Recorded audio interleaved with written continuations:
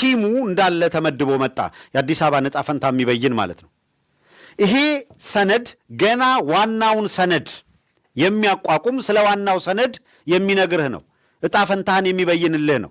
ጎልደን ኦፖርቹኒቲ አብይ ይሄንን የሚያደርግ ከሆነ ደግፎ መቆም ይሻላል ብለው ደግሞ ደግፈው አዲስ አበባን ፊንፊኔ ብሎ በህግ ይወስናት ብለው ደግሞ እየሰሩ ያለው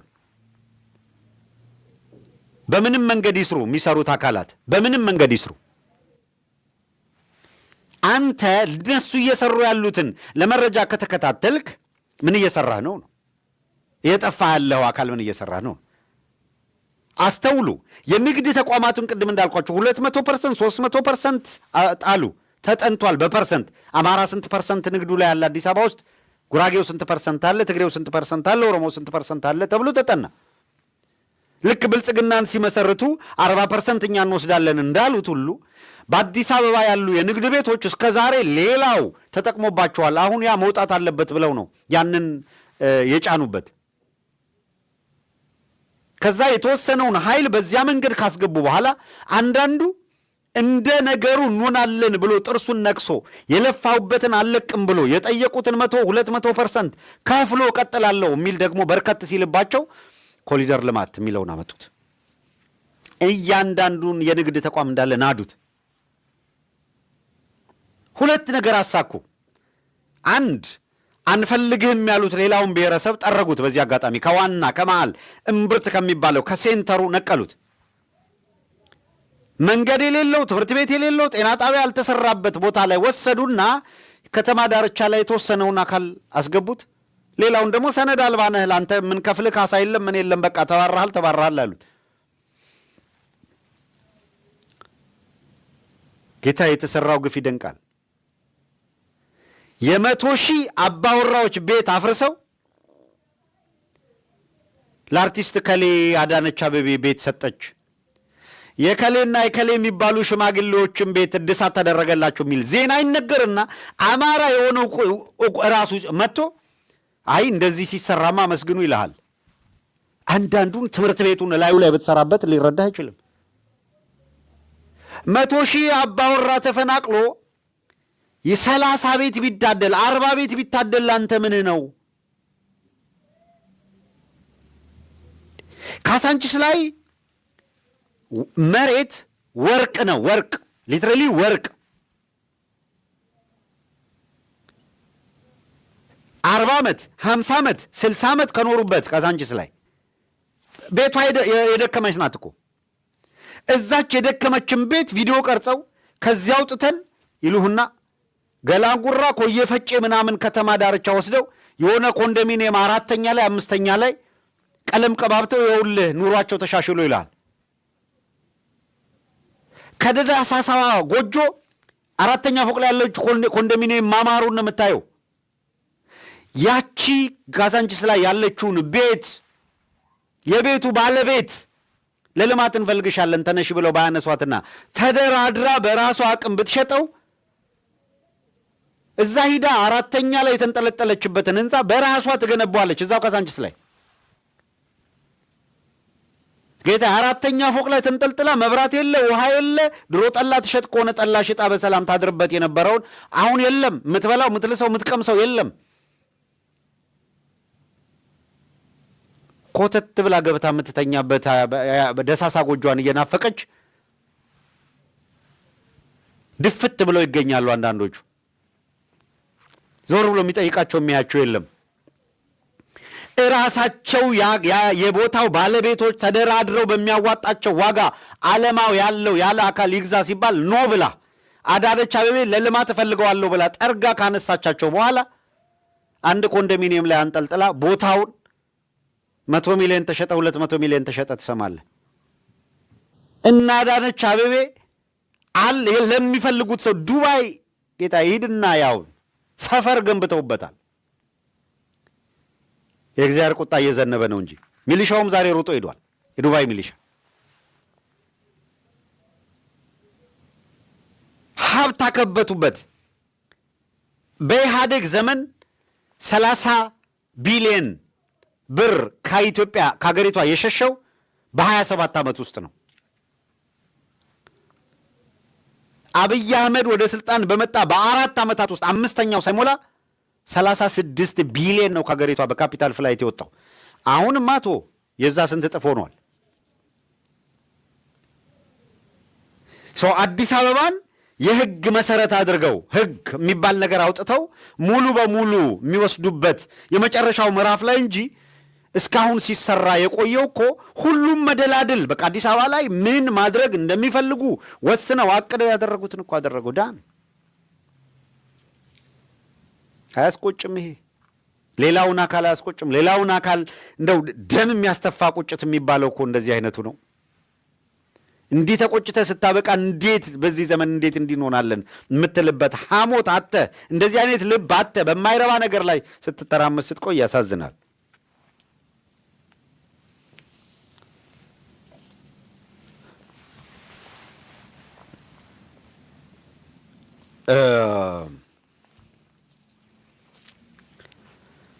አሳሳኝ ነገሮች አሉ።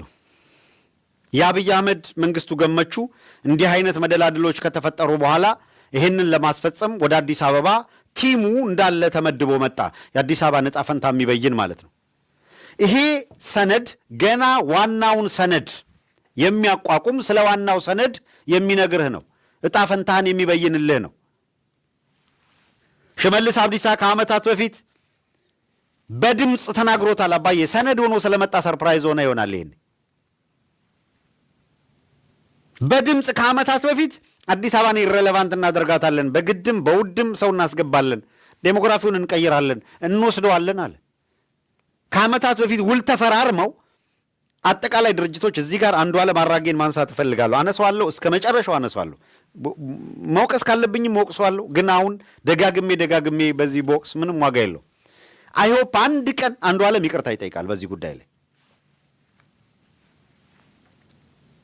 የምወደውን ያክል ልቤ ስላዘነበት ማለት ነው። ጊዜ ሰጥቼ ረጅም ሰዓት ወስጄ አንዱዓለም አራጌን ነግሬዋለሁ። ሰነድ አውጥቼ አሳይቼዋለሁ። እንዴት እነዚህ ሰነዶች እጅ ላይ ሊገቡ ቻሉ ነበር የሚለኝ። መጀመሪያ ለውጥ መጣ በተባለ ማግስት ወደ አሜሪካ እንዳይመጣ ተከልክሎ ነበር ካስታወሳችሁ። ከዚያ በኋላ በብዙ ምናምን ውጣ ውረድ አንዱዓለም ወደ አሜሪካ መጣ። በመጣ ጊዜ አግኝቼዋለሁ።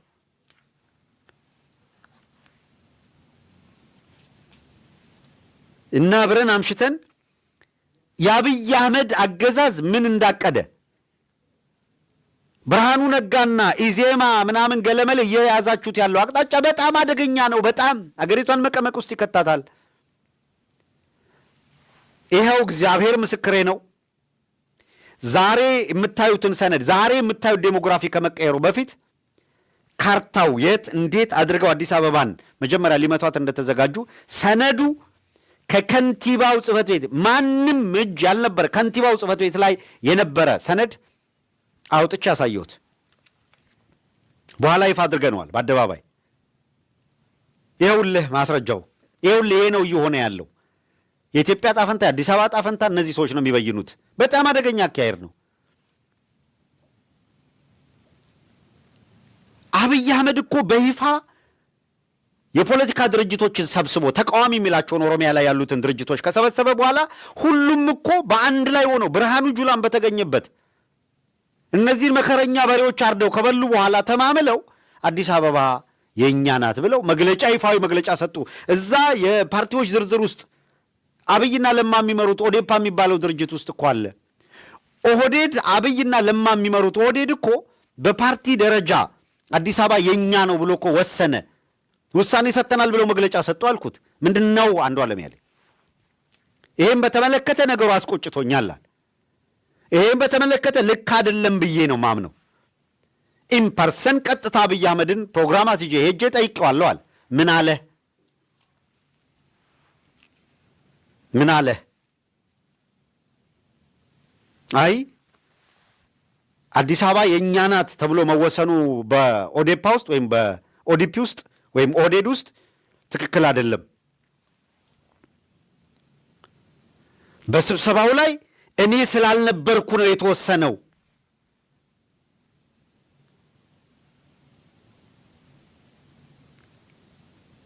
ለማ መገርሳ ስብሰባው ላይ ቢኖርም በድምፅ ብልጫ ተበለጠ። ግን ይሄንን ነገር ግድ የለም መግለጫ ወጥቷል፣ ግን እንቀለብሰዋለን የትም አይደርስም ምናምን ብሎ አለ፣ ቃል ገብቶልኛል አለ። እዛው ላይ ምን አለ? ለማ በድምፅ ብልጫ ተበለጠ።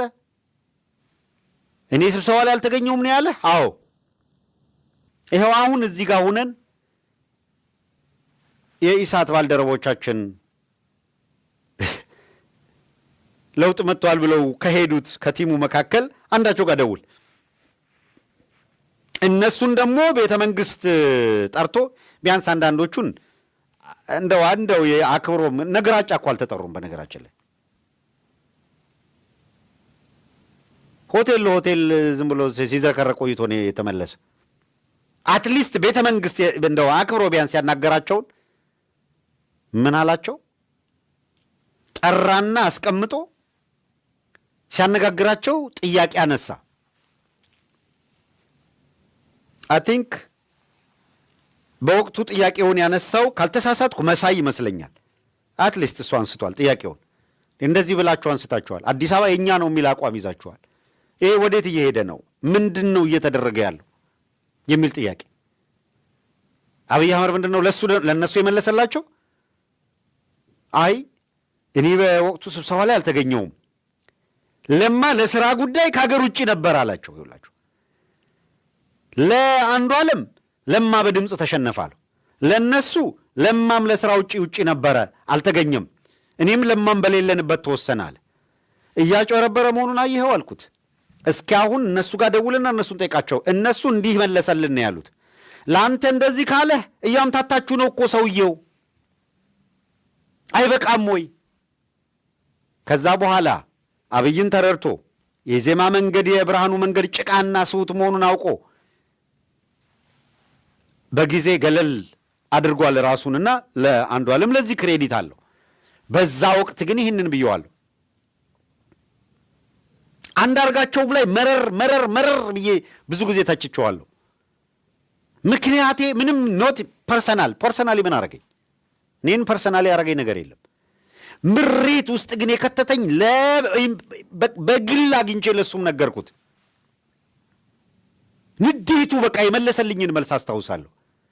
እራሳችሁ ብቻ ልዩ ኢትዮጵያዊ አድርጋችሁ እሱም በኢትዮጵያዊነት የምትጠረጥሩ አለኝ። አሉ ትልልቅ ሰዎች አብረውን አሉ። 4-5 ነን እዚህ የኳሱ ጊዜ ማለት ነው። አንዳርጋቸው መጽሐፍ ይዞ የመጣበት ቶርናመንት ላይ ማታ አካባቢ ነው። ፎቶግራፉ ላለን ያን የተነሳ ነው። ኧረ አይደለም ግድ የለህም አብይ አህመድ በጣም አደገኛ አካሄድ እየሄደ ነው። በፍጹም የዛን ጊዜ ነው። ኧረ እንደውም ሚስቱ ማነው እናቱ አማራ ነች፣ እናቱን ነው በጣም የሚወደው። እንዴት ከፖለቲከኛ ይህን እሰማለሁ ብዬ ደነገጥኩት። እና ምን ብሎ ያጃጅላችኋል? እናቴን አላቸው አማራ ናት እወዳታለሁ፣ እና ሚስቴም ደግሞ አለ አማራ ናት።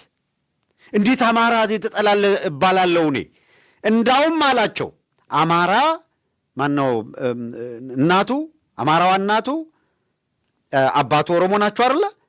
አባቱን እንደማይወድ አድርጎ ነገራቸውና እናቴ አንዳንድ ጊዜ እንደውም በጥፊት አጣጋዋለች ብሎ ነገራቸው። እኔ ሪፈረንስ አድርጌ ነው አንዳርጋቸው የምናገረው። እንዴ አረጋሽ አንዳርጋቸው ተው እንጂ። አንደኛ የአማራ እናት ባል በጥፊ ለመማታት የምትነሳ አይደለችም።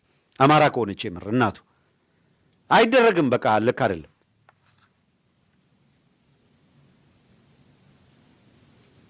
እንዴ ባለቤት ራስ ነው። ራስነቱን አክብራ ነው የምትኖረው። ከራስ በላይ ምንም የለማ።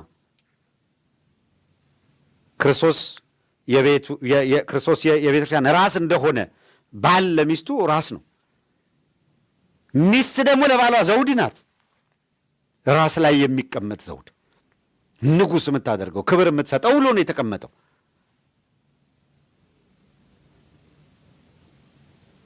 እንደ ሔዋን አፕል ሰጥታ ሞቱን የምታቀርብለት የለችም እያልኩ አይደለም። ሚስቱን ከዘላለም ክብር አውርዳ አፕል አብልታ ምንድነው አስቆርጥማ አሁን ያለውን አፕል እያልኩ አይደለም። ደግሞ የሆነ ሆኖ ግን መሸወድ የፈለገው አሁንም እኮ አሉ እኮ እየተሸወዱ ያሉ። ዝናሽ ታያቸው የዝናሽ ታያቸውን ቀሚስ የሚከተል እኮ አለ። ዝናሽ ታያቸው የአብይ አህመድ ሚስት ስለሆነች አብይ አህመድን ለአማራ ሐሳቢ አድርገው የሚተነትኑ እኮ አሉ። በጣም አሳፋሪ የሆነ በጣም እንዴት ነው ፖለቲካን የሚረዱት? እንዲህ ያለ ትንተናስ ከየት ሀገር ያመጡት ነው? ሰው በጥፊት አጣጋዋለች አባቴን አለ። አንተ የአማራ እናት ባሏን በጥፊ ማጣጋት የሚባል የለም። እሱ የቤቱ ራስ ነው፣ እሷ ለባሏ ዘውድ ናት ነው የሚለው ትክክለኛዎቹ ሲሆኑ።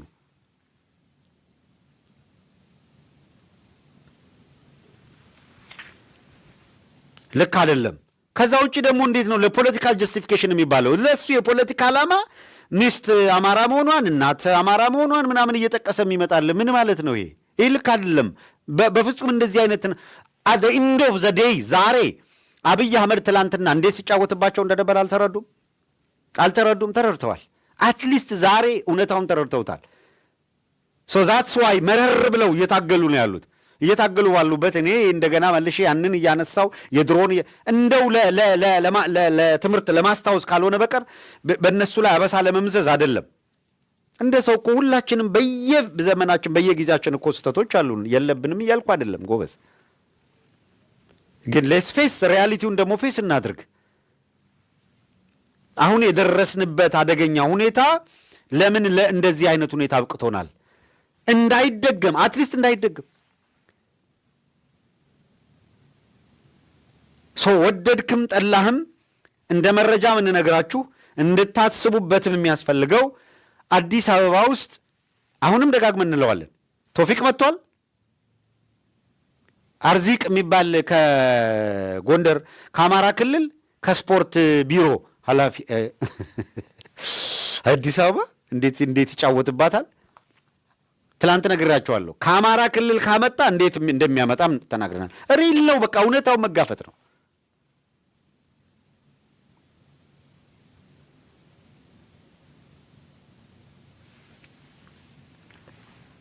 ከመከላከያ ከሪፐብሊካን ጋርድ ከአማራ ክልል ደግሞ ከስፖርት ቢሮ። ከስፖርት ቢሮ ያመጣውስ ማንን የሚመስል ነው?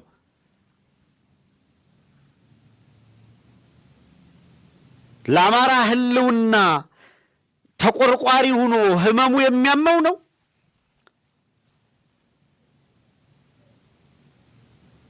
ወይስ የነ አህመዲን ኦፕሬሽን የሚያስደስተው ነው? አየህ፣ አብይ አህመድ ከየት ማንን መልቀም እንዳለበት ጠንቅቆ በማወቅ ነው ስራውን የሚሰራው። እና እየሄደበት ያለው መንገድ አደገኛ ነው። 5 የኮንሰንትሬሽን ካምፖች ተዘጋጅተዋል። እዳው ወደ እናንተ ሊመጣ ነው እየነገርን ያለ ነው። አዲስ አበባ ላይ ያለ አማራ፣ አዲስ አበባ ላይ ያለ ትግሬ፣ አዲስ አበባ ላይ ያለ ጉራጌ፣ አዲስ አበባ ላይ ያለ ምናምን ስርዓቱን ጥያቄ የሚያነሳ በሙሉ አግዝበታል ያለ የኮንሰንትሬሽን ካምፕ የሚያስገባበት የመጨረሻ ጠረጋ አድርገን እናጸዳለን ብለው የሚሉበት ሁኔታዎች ከቁጥጥር ውጭ ከወጡና ሰሜኑ የሚተባበር ከሆነ አዲስ አበባ ላይ ታንክ የሚያሽከረክር እንዲነዳበት የሚያደርገው አስራት ዴኔሮን ማምጣት ነው። ሰው ጥያቄም የለም። አዳነች አቤቤ ያለች፣ አስራት ዴኔሮ አለ፣ ቶፊቅ አለ። ማን ከልክሏቸው? ሰው ይሄ ፖሊስ ምናምን የሚለው ትላንት ነግሬያለሁ። ሿሿ የሚሰሩ አባሮ ለመያዝ የአስራት ዴኔሮ ታንክ አያስፈልግም። የመከላከያ ጀነራል አምጥታ አዲስ አበባ ፖሊስ ምናምን ኮሚሽን ላይ አትመድብም። ዓላማው ምን እንደሆነ ከገባ በቃ በደንብ አፈናው ምን ሆኖ ሊመጣ እንደሆነ ቶፊቅ ሲመጣ ምን እንደመጣ አውቀ በደንብ መደራጀት ነው። ከዚህ በኋላ የአማራ ተወላጅ የሚባሉት ኤኒ ክሪሚ እንዴት እንደሚጋዝ ታየዋለ፣ እንዴት እንደሚታፈን በየእስር ቤቱ እንደሚገባ።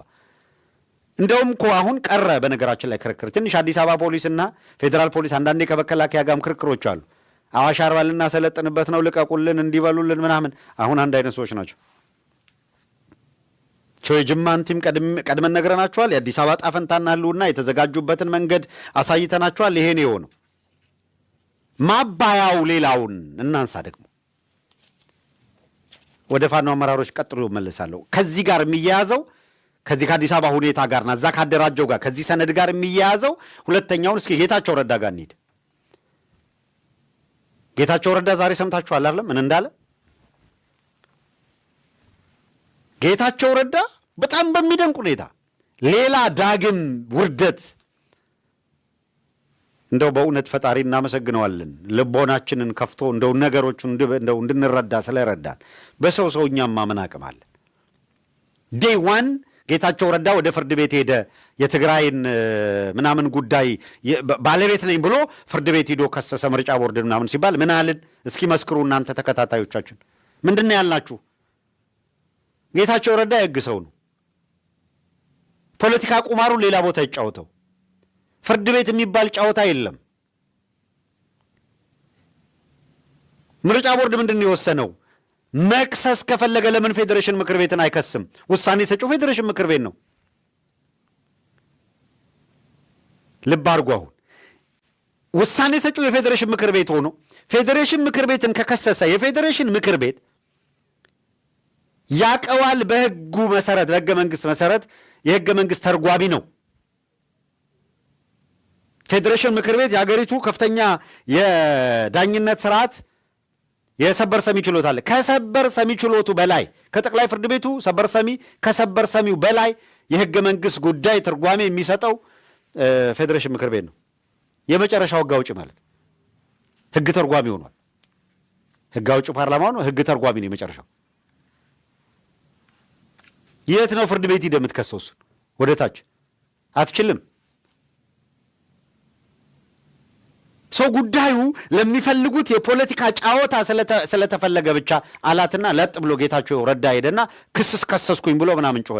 የትግራይ ተወላጆች አሁን ጌታቸው ረዳን ሰምታችሁ እንትን ጓይ ላይ የጨፈራችሁ አልነገርናችሁ? ጥቂት ጠብቁን፣ ይሄ ነው መስመሩ፣ ይሄ ነው ምናምን። አንዱም ገብረስላሴ አሁን ቀና ብለህ ትሄዳለህ። አሁን እናንተ ናችሁ የትግራይን ሕዝብ እንደዚህ የምትጫወቱበት የምትቀልዱበት።